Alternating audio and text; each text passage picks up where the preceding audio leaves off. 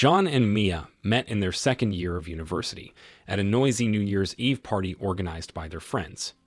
John, with his enduring love of physics and mathematical equations, seemed to Mia a somewhat shy, but at the same time mysterious young man.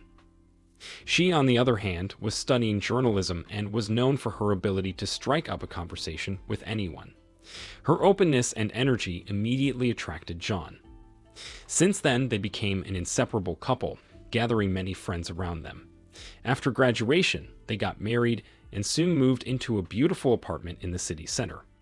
Bright rooms, decorated with love and careful attention to detail, created an atmosphere of warmth and comfort. John and Mia often invited friends over for dinner, and there was always an atmosphere of fun and joy in their home. Adulthood brought its own challenges, but John and Mia always supported each other. John built a career as an engineer, achieving success in a prestigious construction company, while Mia, setting ambitious goals for herself, quickly climbed the career ladder at the local newspaper, where she wrote articles touching on important social topics. Their union seemed unshakable, and their relationship a model of harmony. However, over time, clouds began to appear in their cloudless life. John began to notice small but persistent changes in his wife's behavior. At first, it seemed to him that it was just stress from work. Mia began to often stay late in the editorial office, justifying herself with a new wave of projects and deadlines that came one after another.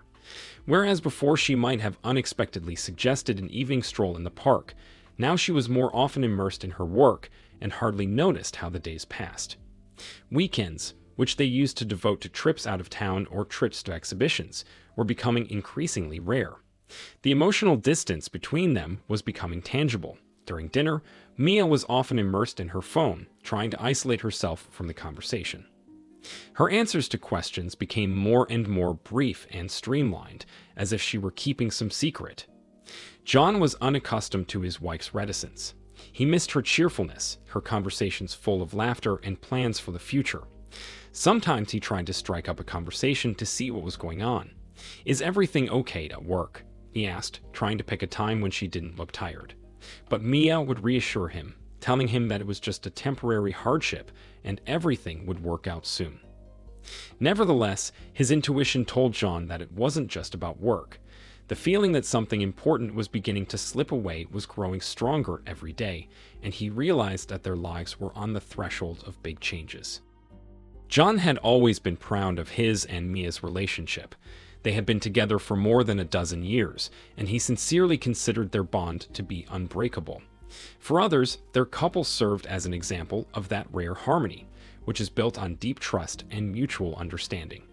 That's why the first change in Mia's behavior, her unexpected decision to set a password on her phone, came as a real shock to him. That night, when he first encountered this obstacle, John could not sleep for a long time. He lay in bed, half listening to the rain outside the window and trying to understand why he was suddenly feeling so anxious. After all, he had not yet encountered anything really serious, and yet his inner voice whispered inexorably about the coming changes. Maybe it's just paranoia, he reassured himself, trying to explain it away as a simple concern for data in an age of digital threats. But the paranoia wouldn't let go. Over time, John began to notice Mia's phone flickering in the semi-darkness of their bedroom more and more often. He pretended to be asleep so as not to betray his curiosity, but at that moment his mind was alert, analyzing every sound. It had never occurred to her to hide her phone before, but now she carried it into the bathroom or into the kitchen when she answered texts. John tried not to think the worst, but her behavior, which had seemed so clear and open before, was now as if hidden behind a veil of mystery. When John tried to ask about these later texts, Mia habitually smiled, shrugged softly, and talked about work issues or girlfriends in need of support. These explanations seemed logical, but his heart began to feel cold, and it was as if a slight shadow ran between them. Despite these alarming signals, the final shock came when their old friend Bob inadvertently mentioned meeting Mia at the cafe. It had all come out by chance, in a general chatter over a cup of cappuccino. John was suddenly taken aback to hear that his wife, who had assured him that she was late for work, had been seen having a light conversation with a stranger. Just a coworker, I guess, John tried to assure himself, but a devastating sense of deception settled in his soul. At home, left to himself, he could feel the disbelief gradually enveloping his reflections. All the memories and details took on a new, frightening significance. He remembered how recently he had found a handkerchief in their living room with the scent of someone else's perfume, thinking then that her friend must have forgotten it. Now the same thing suggested infidelity. John realized that this had to stop, but he couldn't muster the strength to talk. What if all his guesses were wrong, and his suspicions would only bring pain and destruction to their home? However, procrastination was intolerable. He realized that the truth might prove unpleasant, and perhaps destroy his idea of the life he held so dear. Time passed, and soon the inevitable conversation was on the horizon. This conversation was going to reveal the whole truth, whatever it might be, and John realized that the main question now was not whether to take the first step, but when and how best to do it. John could not get rid of the disturbing feeling that an invisible barrier had come between him and Mia. Their conversations became short and superficial, and their glances became infrequent and distant. Her frequent delays at work made him suspicious, and on one of those days he decided that there was no point in tolerating it any longer. She said she'd be back late, and that was his cue to take action. John left work earlier than usual and headed towards Mia's office. He parked on the opposite side of the street, trying to remain unnoticed. Different thoughts were running through his head. What if he was wrong? But his intuition convinced him otherwise. While he waited, it seemed to him that time had slowed down. Inside him, he felt a contradiction between hope and fear. Finally, around 7 in the evening, Mia left the building. He watched her anxiously, hoping she would just head to her car. But to his surprise, she walked down the street on foot, looking around. John followed her at a respectful distance, trying not to give away his presence. She walked to a nearby cafe, where the stranger was already waiting. He was taller than average, with a confident posture and an inviting smile. It wasn't just a meeting, it was a real meeting of lovers. They exchanged warm greetings and sat down at the far table. John sat in the car, not taking his eyes off this duo. He watched them talk, laugh, and share with each other something deeper than just friendship. With every move they made, his suspicions were confirmed, and something inside him snapped. Returning home that evening, John felt his soul fill with heaviness. He realized that mere observation might not be enough, so he decided to take a more radical step. In his hands was her smartphone, accidentally left on the kitchen table. Without thinking twice, he quickly installed an app that allowed him to track messages and calls. His heart was pounding with tension because he knew he was crossing a line. In the following days, when Mia left for work, he checked the app.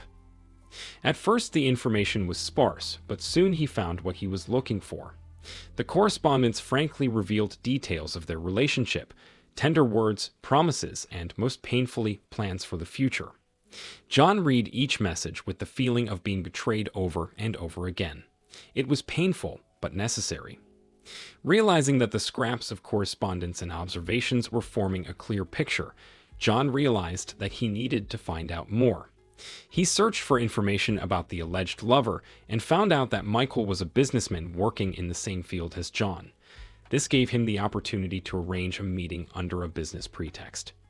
They chose a neutral place, a small cafe outside the city limits, where both of them could leave the hectic pace and concentrate on the conversation. John walked in there with tense thoughts, trying to remain calm and collected. Michael was already waiting at the table, nodding affably at his approach. At first glance, he turned out to be just as John had imagined him, charismatic and self-confident. At first, the conversation was businesslike. They discussed common projects and argued about the latest innovations in their industry, but John was determined to get to the point soon. After another pause, he finally broached the subject that had been waiting for him for so long. "I heard that you know my wife, Mia," he said, scrutinizing Michael's reaction. The man froze for a moment before replying, "Yes, we've met a few times. I didn't realize it would cause such repercussions." Then the conversation became tense, but at the same time frank. Michael, seeing John's anxiety, admitted that their relationship had started with friendly meetings, but had quickly grown into something more significant. He said that they had developed a mutual understanding and attraction, and they had decided that it was better to be together. Several days had passed since the first conversation with Michael, when John had learned the truth about his wife. Remembering every detail, he tried to correlate the events surfacing in his memory and realize how long he had lived in deception. At night he couldn't sleep, and during the day every little thing seemed to throw him off balance. The impatient anticipation of the final outcome and the realization of the need to resolve the matter were tearing him up inside. Mia didn't seem to notice anything, continuing to play the role of a caring wife. She smiled in the morning, prepared dinners, and, as before, shared the same living space with him, as if she did not aspire and did not go anywhere. For John, however, these small domestic scenes only acted as a reminder of her betrayal. And so, on Friday night, he suggested she spend the weekend out of town. His voice was calm and impassive, but in his heart he knew it would be a crucial trip.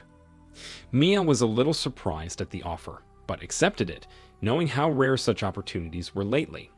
As she packed her things, she imagined how a couple of days alone would help them fix everything, escape from everyday life, and regain the intimacy they'd lost.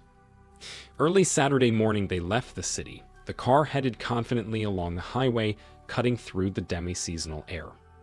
John deftly maneuvered among the rare cars, keeping up a light conversation that didn't talk about anything or touch on any of the topics that bothered him.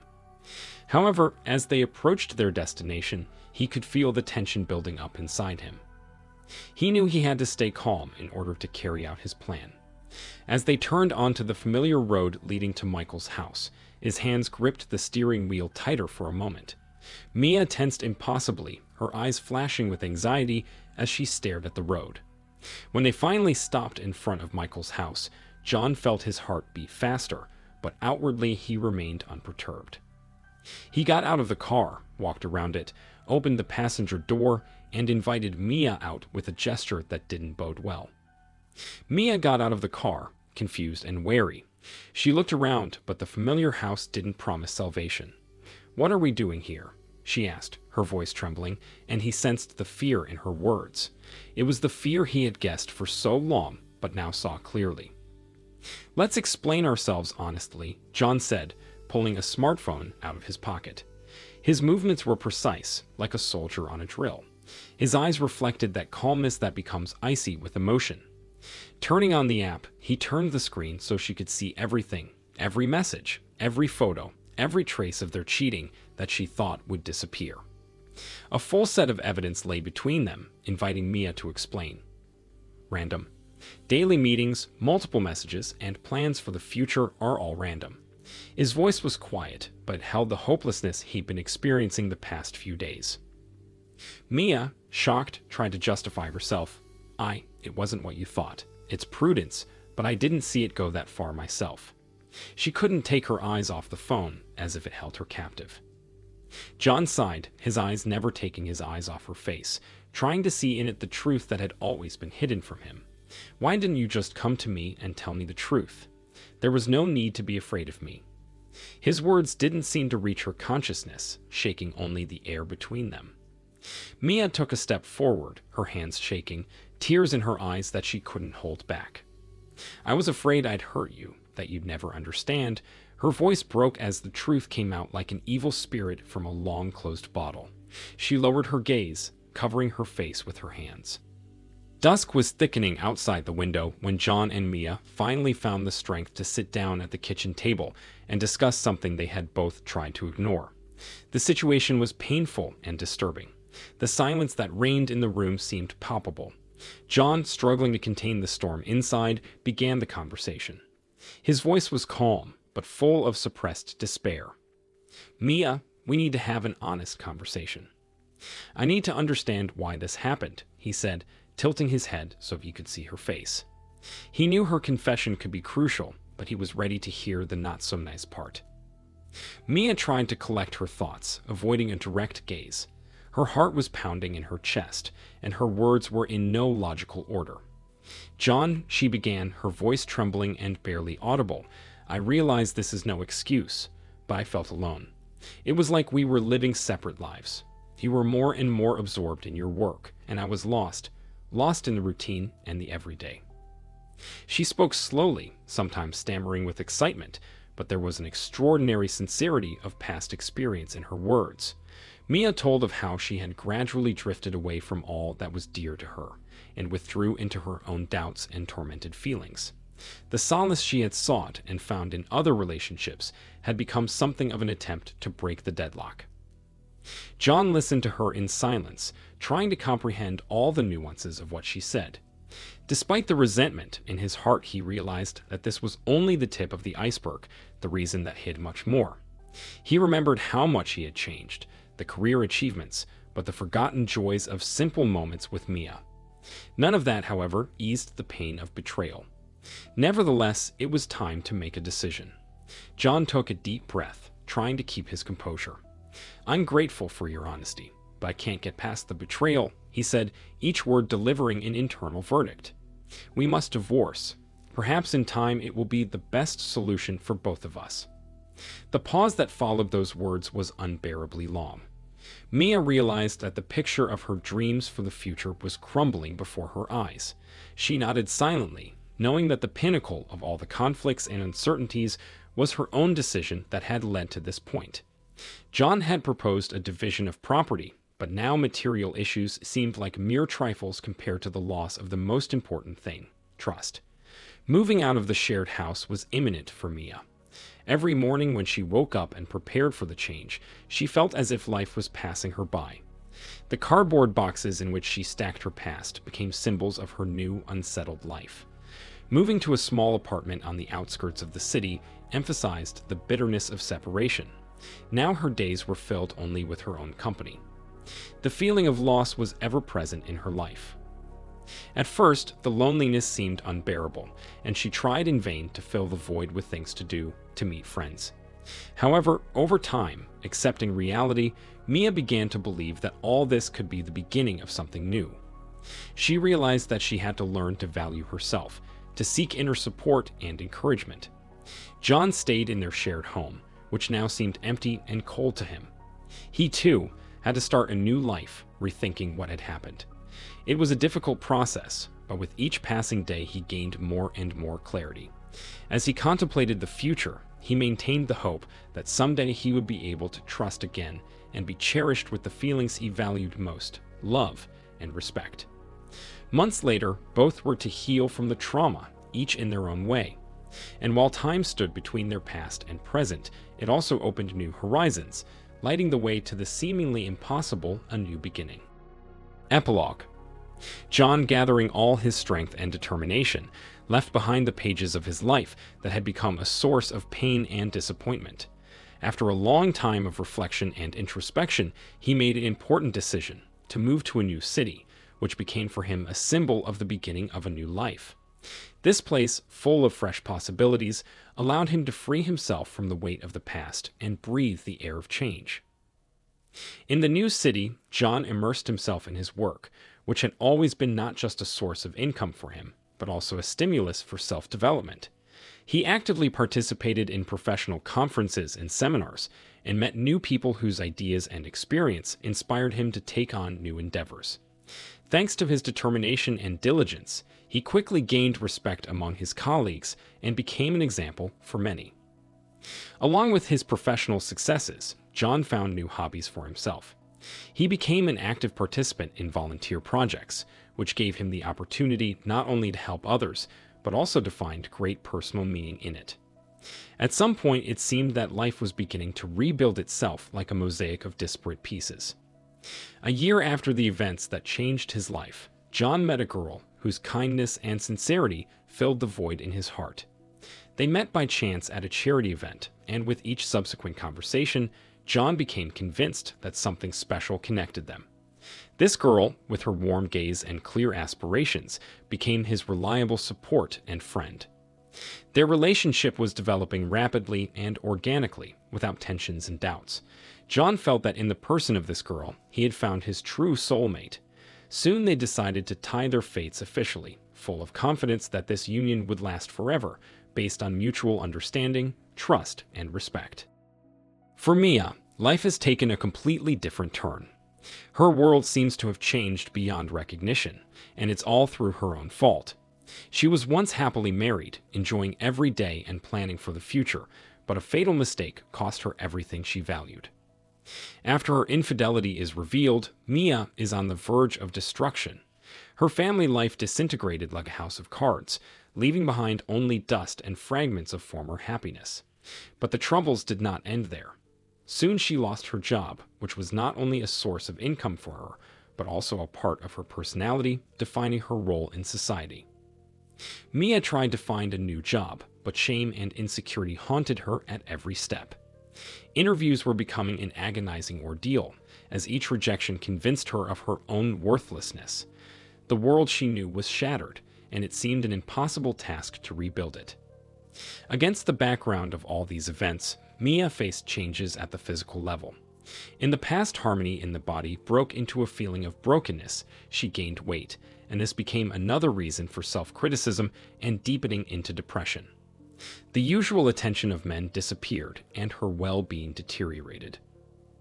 She felt that she had backed herself into a corner by destroying what she once held dear. In short, she had lost both her faith in people and her trust in herself.